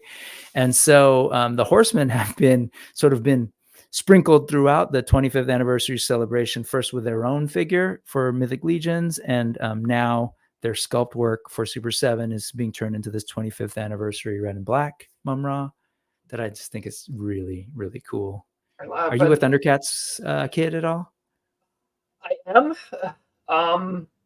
Kind of bummed that I missed out on Kit and Cat. I have the Super 7, just the cats. Yeah. Trying not to go all in, but I am such a sucker for black and red. So when they showed Stavros, the dragon, pre-order button done. I'll worry about when it comes out next year. I'll pay for it then. I don't care. But I've been very, very, very much limiting what I collect. Like I even said I wasn't going to get into the Street Fighter line, and that fell apart quickly. So it's a matter of I need shelves and spaces. So Thundercats was pretty much just the core team. So it's cool as that is, I don't know if I can do that. Yeah, we don't need to. We can just appreciate it. I that's my thing. I've got my Mumra, and I'm good with it. But I just think these are some of the best the Horsemen ones are definitely my favorite ones in the Thundercats Ultimates line. I think it's really cool. And again, just wanted to highlight and celebrate the studio and all the things that they do for us as toy collectors. And I love this comment because it's like a mix of both the last line and the Mamba release. Maybe people can plan on taking their Mamba and turning it into a Ganesha. Hey, RG's in the house saying hello to both of us. Hello, great to see you. Oh, and you might want to know Yimbo started, so if folks want to head over there, I totally understand. No, and let's see. What else? Okay, so there's so much. There's just a ton of stuff. Is that all I have? Oh, let me just quickly share some things that have come up that I've seen recently that are Mythic related. Have you seen this at all? Yes. It was so gorgeous when I saw this. I was like, oh, I'm a sucker for the face deck, the paint, kind of like war paint / tribal stuff. I just think it's such a smart use of different parts from different lines. I think this is like a McFarlane sort of fur thing from either Shazam or Black Adam. I'm forgetting now, but just cool combination of parts. This is by Stronach Custom Figs, who just does some amazing stuff. And this, what is that? Like, there's definitely that head might be custom. It's definitely a Mythic Legions bird. Right. But that we don't have an owl. We've got like a falcon. Not. Yep. That is impressive. That's cool. That's a cool cape too. I love the fringe going on there. So I love this. And then this is especially for Thanos because he's a huge Berserk fan. This is a custom Skull Knight from Berserk built on Mythic Legions, both the horse and the figure. But just look at all that armor and everything. It's so much work. But are you familiar with Berserk at all? Is that manga? Yeah. I saw the anime ages ago. I read a little bit of the manga. When I first glanced at this, I thought it was the Wild Hunt from The Witcher. Oh, very, very similar look. Okay, but the Wild Hunt, they have like that big silver skeleton armor. But after looking at it, that is just unreal, though. Like even like the dirt on the bottom of the cape of the soft goods, amazing. Yep. All that little detail. Look at that. You're right. Absolutely. And if you're into this kind of thing, hey, Thanos, far be it for me to enable, but it is available on eBay right now. I think it was like $180 when I last looked. But slowly the link is coming through. It may or may not come through, but that site can't be reached. That's all right. Oh, there it is. Never mind. It's gone up a little bit. Was that you, Thanos? Wow. Was that you trying to secure? It was literally $188. And I'm not just saying that because 188 people viewed it, but it's 187 or so when I was putting together the links. So, whoopsie. Okay. Anyway, some things you just admire from afar. And the last one, I just wanted to shout out Nolan Collects, who was supposed to be hanging out on the stream the weekend right before LegionsCon, but unfortunately he's kind of taken a little bit of a break and had to back out of the stream and unfortunately back out of LegionsCon too, which is a bummer because I was really looking forward to seeing him. Like he was my window to last year as well. Like he did a lot of great coverage of LegionsCon last year, including Intern, and so I feel like I was kind of like watching it through his eyes and was really looking forward to speaking with him, but taking a little bit of a break, which I totally get. We got to take care of ourselves, but just wanted to highlight some of his work and, have him present here, even though we won't get to hang out and talk on the stream. Did you get to meet Nolan at all? In passing. Yeah. I know Nolan from some streams. Yeah. Been following him for a little while on Instagram. I was looking forward to like proper meeting, but there were so many people, and I'm awful with faces unless I've talked to somebody multiple times. We can talk online all the time, like Instagram, Discord, and I'm not going to know who you are until you tell me who you are. Right. Name tags. I'm for the name tag thing. Okay. Well, that's that. And let's go ahead and shift a little bit, because I know that you said specifically like, hey, there's a bunch of other stuff happening in toys. And so you specifically were referring to New York Comic Con, and there were some things you said, hey, there's going to be some HasLab stuff that we should, or some Hasbro stuff that we should talk about. Yeah. Was this the thing that you were really looking at? Yep. So, little there was a lot of discussion in my Legends circles about what was going to be revealed. Hasbro had dropped us like a second chance at something, so we wanted it to be Mephisto. Are we actually going to get a chance at Mephisto? Because we've gotten Damon Hellstrom, we've gotten the Goblin Queen. That's right. You know, will he be that last one from that failed campaign? So we really wanted that, and then we saw the display with the footprints, and I had somebody, I cannot say who, but somebody told me what this was the night before, and I was just like, oh my god. And they're like, you of all people that I know, you are going to want this. And I had to keep quiet about it, but I really want to run and tell my friends, and I was good. But seeing it in the streams and stuff that were being cast, like MCU Collector was streaming it, a bunch of people, Paternian, of course.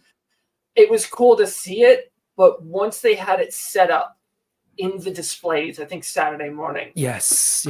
Impressive. A lot of the detail, like around the collar, in their renders looks just kind of flat and painted on, but I can assure everybody these are all sculpted details. They are adjusting the neck articulation. They are adjusting the feet, like the ankles, and there's going to be a boot swivel. And what I want to point out on the chest, so now it's not two heads. It is a single head with a faceplate and a cap that can be swapped out, and then that arc reactor cover comes off. And you'll notice there's detail behind that. So when you pop that cover off, there's actually sculpted detail behind it. And it's the same with the robot head. There's going to be sculpted detail underneath that. Like you see the little silver popping out. That's just on the figure itself. So that piece comes off, the faceplate comes out.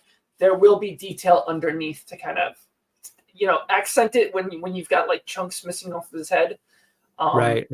Seeing it holding Marvel Legends was just amazing. It looks like it walked right out of the cartoon, which was the original X-Men was like one of my favorite cartoons when I was a kid.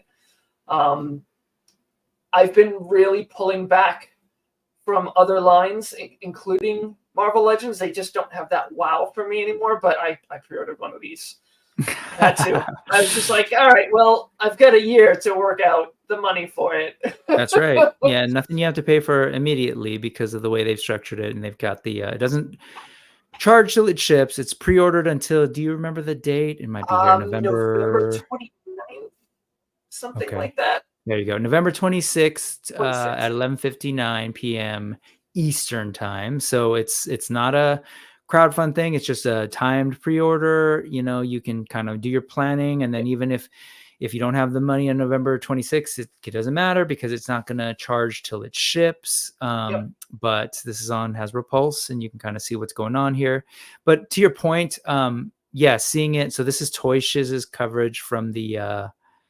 This was from that press sort of like their breakfast event that they had in the morning. Yeah, and you can kind of see that sculpting details that you mentioned, the sculpted details.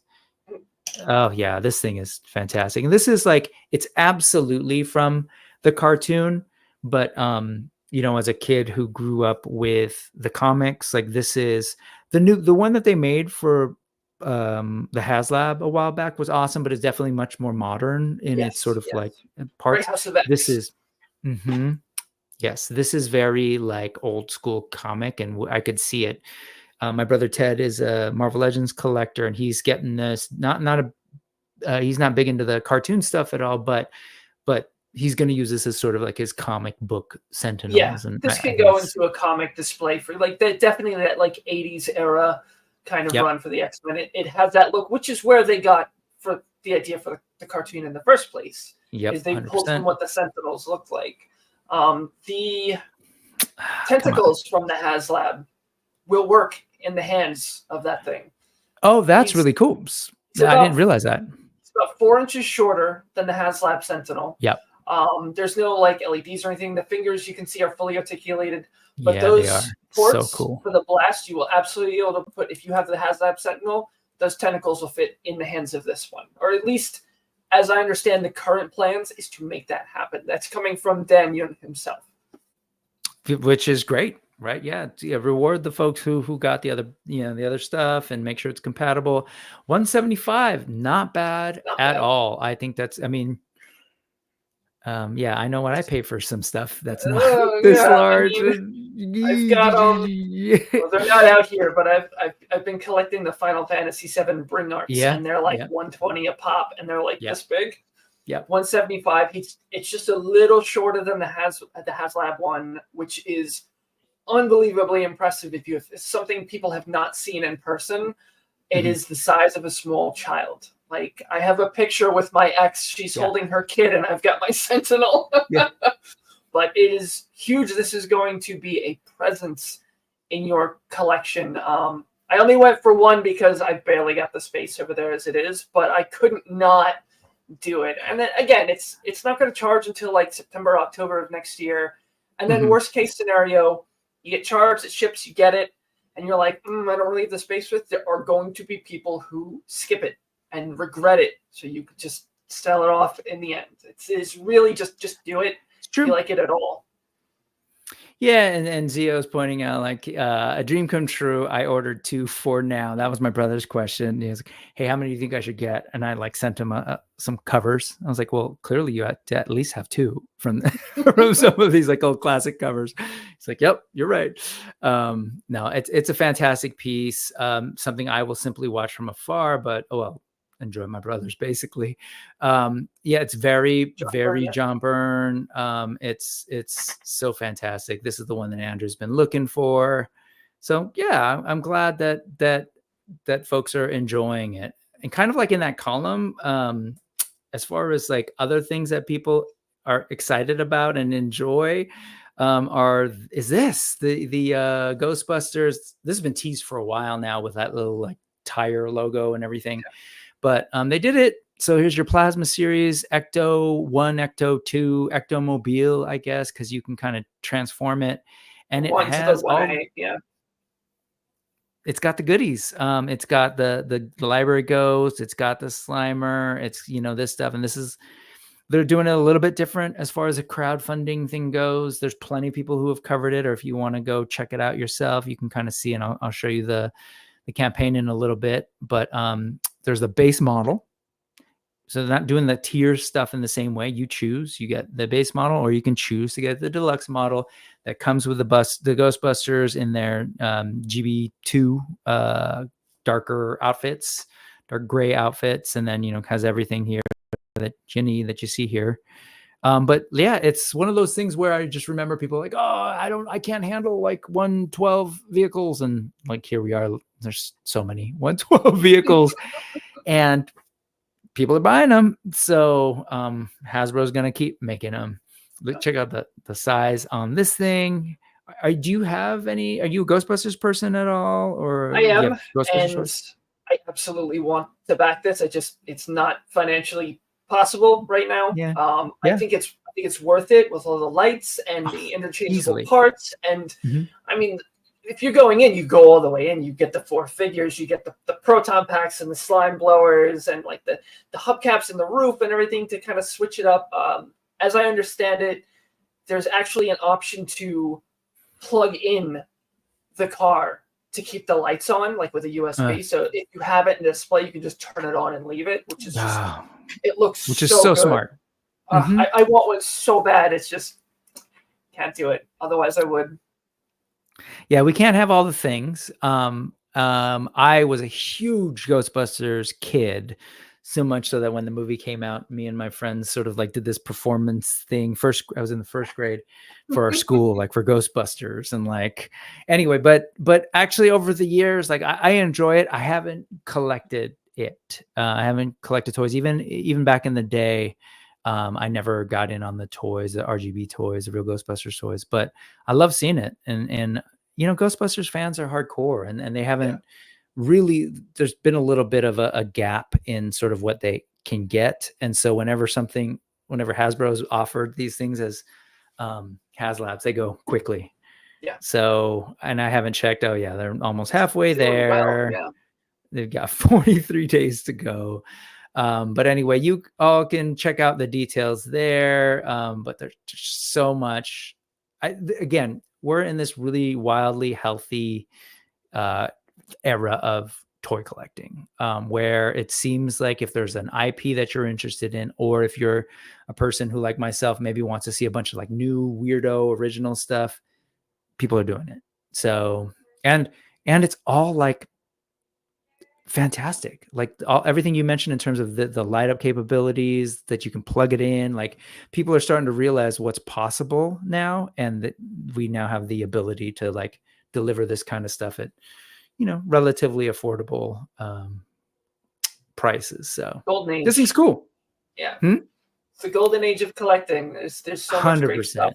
Because like you Curious. have to remember when we were kids, like some of the stuff wasn't that great. Like there were lots of toys, but some of them were just kind of crap. McFarlane. It's just like things that would like break or whatever. It seems like anything that you get is quality. It's got good paint. It's got good joints. You know, if you treat it well, it's gonna last you. And it's mind blowing the details they can get into a toy. Like if I compare my very first Wolverine with a Marvel Legends Wolverine, they're worlds apart with articulation and detail and scale. It's really, if you're a collector, there's so much out there for you. And yes, that will back easy. Yeah, you know, speaking Morrissey saying there's way too much stuff, but that's absolutely a good thing. It's sometimes painful when you want it, but you know what? It's a good exercise, and you know, we got to be picky and choosy. We get the things we can, but hey, you know what? This is what friends are for. Go enjoy their toys. That's what I keep telling myself. You know, it's like, you get it. No, come over. You come over and play with my toys. So, but there's a bunch of stuff at New York Comic Con, and I'll zoom through this stuff quickly. Just like something that caught my eye at New York Comic Con. I love the Urban Aztec stuff in general, the artwork, but the way Mondo's been doing that, they did a Batman sort of thing way back when, then they've been going through the kaiju, and so this is their King Ghidorah, which I just think it's gorgeous, just so graphic, so bright, so beautiful. There's been some good coverage of it from Lago out in New York, Lago Figs, and the Toy Migos, who, by the way, are celebrating their 400th episode of They're Not Dolls this Thursday. Watch it. Fantastic. Great stream. But this thing is gorgeous. Wow. Yeah, just so graphic and beautiful. And you know, again, I don't mean to shortchange this stuff, and like, but there's just so much I can't even mess with 1/6 period, let alone Mondo's 1/6 Motu. But I just give it up to them when the way they sort of envision these characters. They're managed to kind of like do the classic. There's my 1/6. What's that? This is as close to right 1/6 there. as I collect. Yeah. What? Yeah, was that Final Fantasy? Yeah, that was Sephiroth. He's my boy. And your name's Final Fantasy, your namesake, and I just love this. Just so That's cool. Great. Yeah, that's what I envisioned in my head as a kid when I was playing with Faker. It wasn't quite what they gave us, but it didn't matter because my imagination was capable, and clearly so was Mondo's. And then same with this thing. This thing's crazy. Wow. Buzz off.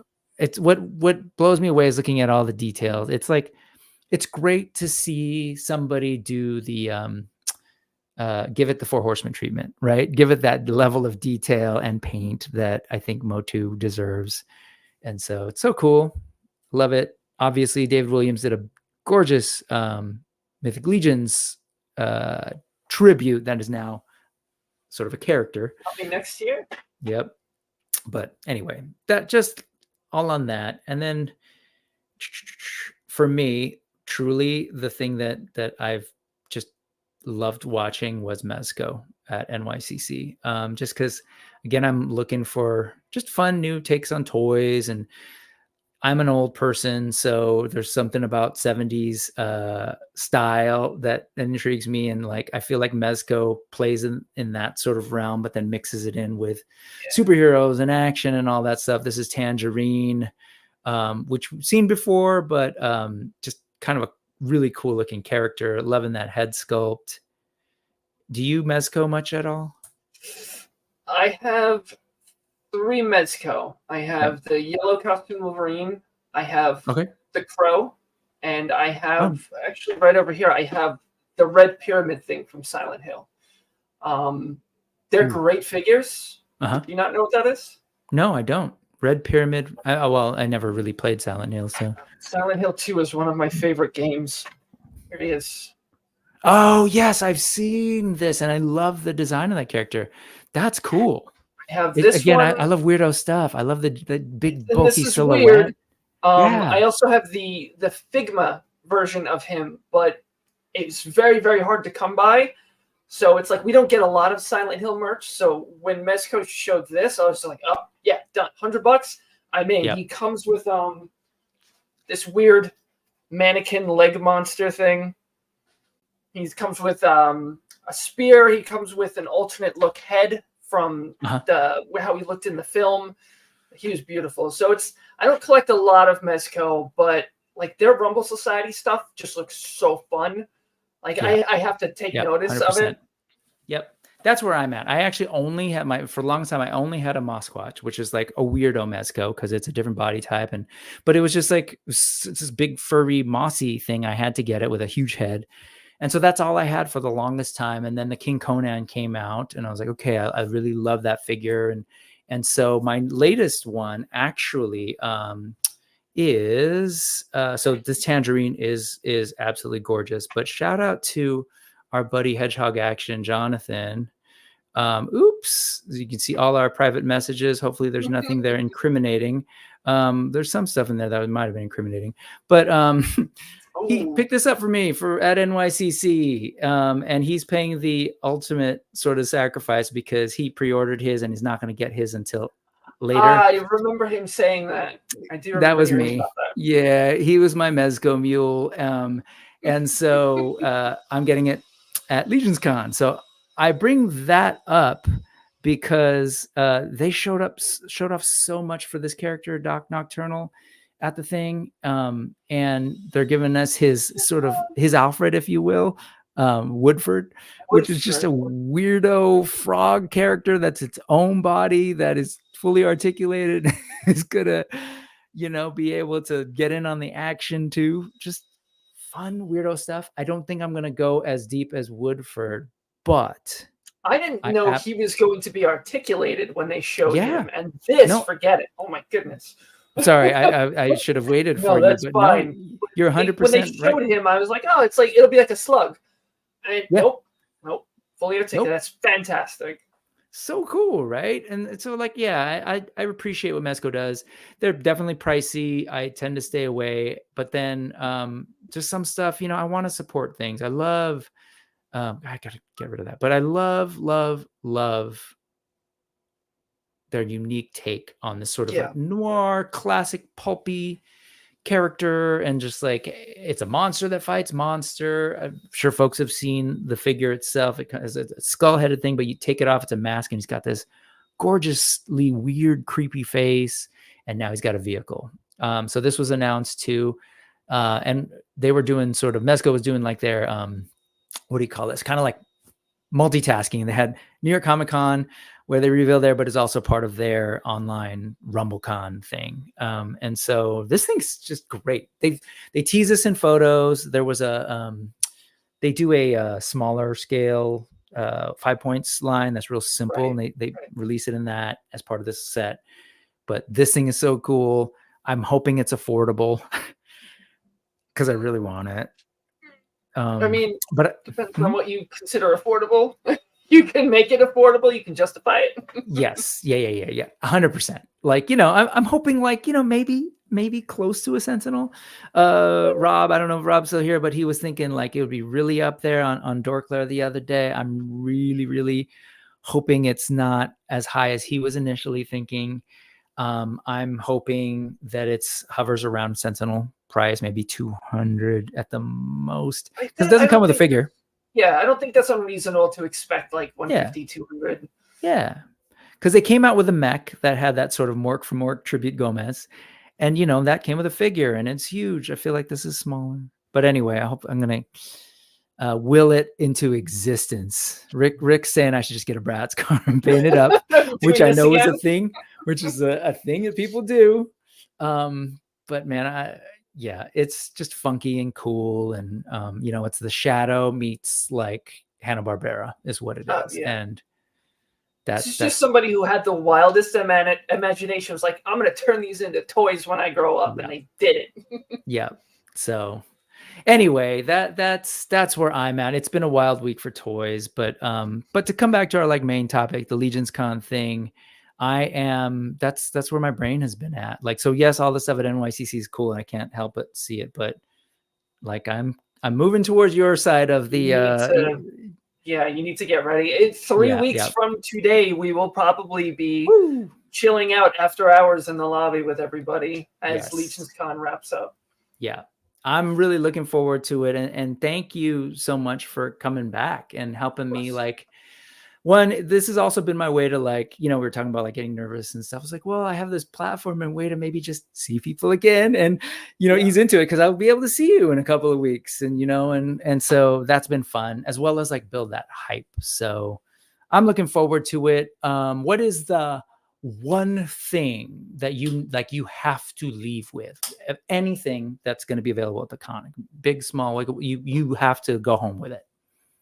This honestly, there's not too much. That the armor experience, awesome. Like I have my knight put together in my head, and I know what he's gonna look like, and it's gonna be awesome. And I got him up here, and then the exclusives. But honestly, and I'm gonna be super lame and say what everybody is going to tell you, but it's the most exciting thing is the people, and I cannot wait to come home with like an album full of photos and just like my head rattling around with memories. That I think is more than anything I can physically take away is just going to be the experience. I learned a lot last year. I know what to expect. I'm going to be more social. People go all night. It's crazy. Like people will be up till 4 o'clock and then they're online at 8 o'clock to get in. It's mad. It's madness. But like you kind of get into it. I want to take more of that away. And instead of just kind of wandering around talking to people, which is kind of what we did last year. We just kind of looked at stuff. No, I'm definitely ready to come away with the experience of intern, experience of G-Con, the weekend, the whole Mythic week. I cannot wait to come home and digest that. Yeah, I'm with you. Like there are definitely some things that I want to come home with, but you know, like I've already shared here, like that Doc Knock, like I just spent money on that. So like I can't, you know, I'm going to try and be real disciplined about some stuff, but it is absolutely going to be about, I'm really excited about Intern for a Day, G-Con, like doing this G-Con thing in person is just, it's an experience that like, you know, that I don't know that I'm going this year. I don't know that I'm gonna be able to go every year. You know what I mean? So like, even I'm not necessarily counting on this is going to be an annual thing. So I'm just excited to be there in person. As you said, see everyone. Like I'm going to be seeing people that I've been hanging out with online since like I started hanging out in Toy Tube stuff, and that's super exciting. I'll get to see you. We got to hang out here. We hang out on the Toy Amigos and the Enabler Discords, and it's like it's cool. Like these are real people, and we get to connect. So anyway, I'm super excited about LegionsCon, and I appreciate you kind of like taking the time to help me think through it and geek out with me for a little bit. I love doing this. Yeah. And so you've been doing other stuff. Are you like, where else have you been popping on streams to let folks know about? Honestly, it's my usual with Dan Who on, we do Legends and Liquor usually every other Sunday. There was one today that we were on. If you're a channel member, we do every Thursday after his stream. There's the after hours show that I usually jump on. There's a lot I want to do. I'd love to go back on the Legions Lounge with Trevor. I'd love to do Dork Lair again. There is a channel called N.E.W.S. If anybody is new or a veteran, check out N.E.W.S. Gregory Schmerber. Bourbon. He did want me to get onto his stream, and then a bunch of horrible things happened that I am slowly recovering from. So I do need to catch up with him and do one of those shows at some point. But there's a lot of content out there. I seem to pop up more than I actually do. Really, I'm just in the chats more than anything. And the Discords, I really appreciate all the stuff that you throw in and the commentary you have. And so check out the Enablers Discord, Toy Migos Discord. Are there other ones that you're a part of as well? Those are the big ones. I follow Preternia, but I really just kind of watch his main, like what he puts on like Twitter. Since I'm leaving Twitter, I kind of follow that channel on Discord. But it's Toy Migos, Enablers, the Infinity Equation. Not super active, but we do pop in there from time to time. So that's another Discord I'm on. Yeah, I don't say I'm leaving Twitter. I just say Twitter kicked me out. Then they pushed me away. Or exited. Here, I want to say this, and I'm sorry, Doom Customs, that I didn't throw this up earlier, but thank you so much for the super chat. That's just the idea that people want to watch and then support in this way. I appreciate it. But absolutely, Cloud rocks. Excellent guest. And there are other folks here. Yeah. So like Speaking Moistly as well. I would love to have you back over and over again. If we could figure it out, man, if I could do these more often, I'd see people more often probably. But hey, we'll see each other in 3 weeks. No, we will have seen each other. Correct. Sunday. Yes. Yep. Yeah. See, I established that whole English thing in the beginning. Anyway, thank you so much. And thank you to all of you. I play this music and it's weird. I've listened to the audio. So like, it's going to cut me off and I'm going to let it do that anyways, but let's just say goodbye. Hey, everybody. Woo. Thank you all for watching.